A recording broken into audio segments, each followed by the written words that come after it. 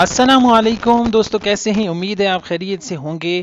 آج ہم light of education میں آپ کے لیے لے کے آئے ہیں اردو لیکچررشپ کا لائیو انٹرویو 2021، اور یہ انٹرویو بہت ہی اہمیت کا حامل ہے ان تمام لوگوں کے لیے جو انٹرویو دے رہے ہیں اردو لیکچرر کا یا اردو سبجیکٹ اسپیشلسٹ کا۔ یہاں پہ ہم آپ کے سامنے پیش کریں گے انٹرویو کے پینل کے چھپتے ہوئے چند اچھوتے سوالات اور ان کے جوابات۔ تو ہمارے ساتھ ویڈیو میں ہمارے ساتھ رہیے، اینڈ تک ویڈیو کو دیکھیے۔ اگر آپ کو اس کی PDF فارم میں اس کی سافٹ کاپی اس پورے انٹرویو کے کویسچن کی اور سوالات اور جوابات کی چاہیے، تو ہم ویڈیو کے درمیان میں کہیں نہ کہیں آپ کو یہ بھی بتائیں گے کہ آپ اس کی PDF فارم کس طرح سے حاصل کر سکتے ہیں، لہٰذا ویڈیو کو مکمل دیکھیے۔ چینل پہ نہیں تو چینل کو لازمی سبسکرائب کیجیے۔ کویسچن ہے، ادب کی تعریف کیا ہے؟ اور یہ انٹرویو ہے جی حماد علی ناصر صاحب کا، جو کہ پنجاب پبلک سروس کمیشن کی طرف سے جن کا انٹرویو ہوا، اور کویسچن تھا کہ ادب کی تعریف کیا ہے، ادب برائے ادب اور ادب برائے زندگی سے کیا مراد ہے۔ یہاں پہ ہم آپ کے ساتھ جوابات بھی شیئر کریں گے۔ سب سے پہلے سوالات کو دیکھ لیتے ہیں۔ ادبی روایات سے کیا مراد ہے؟ آپ کو کیوں لگتا ہے کہ آپ ایک اچھے لیکچرر بن سکتے ہیں؟ نیکسٹ کویسچن کیا گیا، غالب کی شاعری آج بھی مشہور ہے لیکن اس کی وجہ کیا ہے؟ غالب کا کوئی نعتیہ شعر سنائیں۔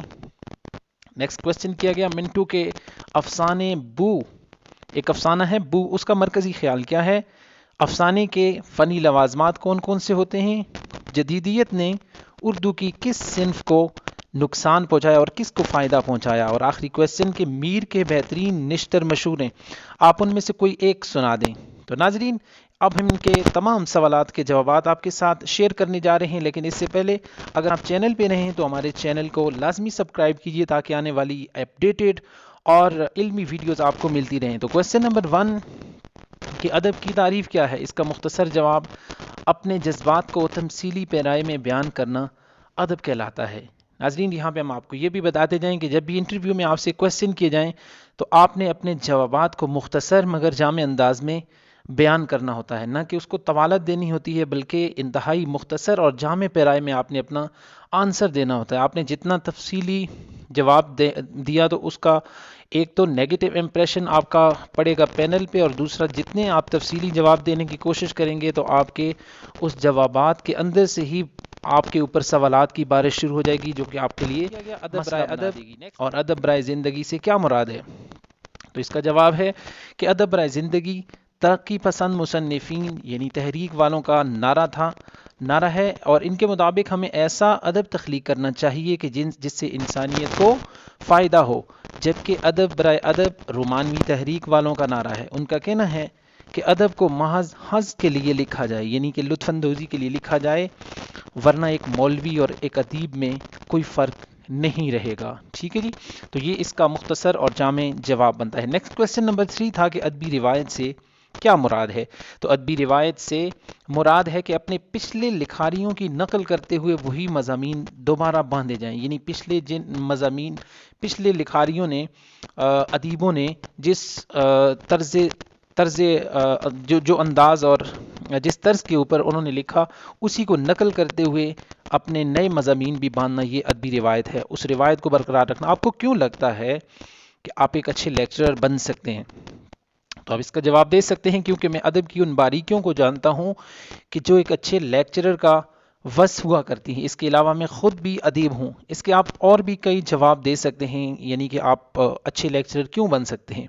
آپ بتا سکتے ہیں کہ میں اردو ادب سے شغف رکھتا ہوں، میں اردو شاعری کو باریکی سے جانتا ہوں، اور اس کے علاوہ بھی آپ اس کے بہت سے جوابات دے سکتے ہیں۔ نیکسٹ کویسچن نمبر 5 تھا، غالب کی شاعری آج بھی مشہور ہے، اس کی وجہ کیا ہے؟ تو آپ اس کا جواب دے سکتے ہیں کہ غالب کی شاعری آفاقی ہے، اور غالب کی شاعری کے اندر یہ آفاقیت ہے جو وقت اور مقام کی حدود سے آزاد ہے، اس لیے غالب کی شاعری آج بھی مشہور ہے۔ ٹھیک ہے جی، غالب کا کوئی نعتیہ شعر سنائیں۔ تو غالب کا ایک مشہور نعتیہ شعر، غالب ثنائے خواجہ با یزداں گذاشتیم کاں ذات پاک مرتبہ دام محمد است، یہ فارسی کا ان کا بڑا ہی مشہور ایک نعتیہ کلام ہے، اس کا ایک شعر ہے، آپ اور بھی سنا سکتے ہیں۔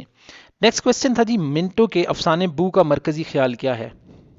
ٹھیک ہے جی، تو اس کا جواب ہے اس افسانے کی وجہ سے منٹو پر لاہور کی ایک عدالت میں فحاشی کا کیس بھی دائر کیا، کیونکہ اس فسانے کے اندر نے رندھیر، ناگپاڑا اور بمبئی کی کرسچن لڑکیوں کے نشیب و فراز کو بڑے ہی اچھوتے انداز کے ساتھ بیان کیا. منٹو نے اس افسانے میں انسانی بو کو موضوع بنا کر انسان اور فطرت کے ازلی رشتے کی وضاحت کی ہے. یہ اس کا مختصر سا جواب ہو سکتا ہے، ورنہ یہ افسانہ تو آپ کو پتہ ہے بہت زیادہ طویل ہے، اور منٹو کے آپ کہہ سکتے ہیں کہ ایک انتہائی فحش قسم کا یہ افسانہ ہے، جس میں انہوں نے اس کے اندر بمبئی کی لڑکیوں، کرسچن لڑکیوں اور ان کے نشے و فراز کو بیان کیا. ٹھیک ہے جی. نیکسٹ کوسچن کہ افسانے کے فنی لوازم کون کون سے ہیں؟ تو اس کے 5 جو ہے نا وہ کسی بھی افسانے کے فنی لوازمات 5 ہوتے ہیں. نمبر 1 وحدت تاثر، نمبر 2 اختصار، نمبر 3 پلاٹ، نمبر 4 کردار، اور نمبر 5 مکالمہ. ٹھیک ہے جی. نیکسٹ ہمارے پاس کوسچن نمبر 9 ہے کہ جدیدیت نے اردو کی کس صنف کو نقصان پہنچایا اور کس کو فائدہ پہنچایا؟ تو اس کا مختصر جواب یہ ہو سکتا ہے کہ جدیدیت نے اردو کی صنف شاعری کو نقصان پہنچایا اور نثر کو فائدہ پہنچایا. ٹھیک ہے جی. اور اس کے بعد جو ہے وہ آخری کوسچن کہ میر کے بہترین نشتر موجود ہیں، آپ ان میں سے کوئی ایک سنا دیں. تو آپ سنا سکتے ہیں کہیں کیا جو پوچھے کوئی ہم سے میر، جہاں میں تم آئے تھے کیا کر چلے.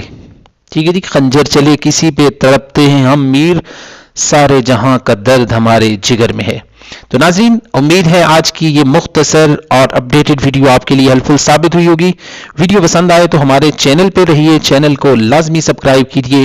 اردو لیکچرشپ کی بہترین ویڈیوز کے لیے ہمارے چینل پہ رہیے. ہم نے اس کے علاوہ بھی اردو لیکچرشپ کا ایک مکمل کئی سارے پیپر جو ہے نا وہ سابقہ پیپر وہ بھی حل کیے ہیں چینل پہ، پلے لسٹ میں آپ دیکھ سکتے ہیں. اس کے علاوہ جو انٹرویوز کے کچھ اور کوسچن بھی ہم نے سالو کیے وہ بھی آپ اسی پلے لسٹ کے اندر دیکھ سکتے ہیں. امید ہے آج کی ویڈیو آپ کے لیے ہیلپفل ثابت ہوئی ہوگی. مزید اپڈیٹڈ ویڈیو کے لیے چینل پہ رہیے، چینل کو لازمی سبسکرائب کیجیے. السلام علیکم.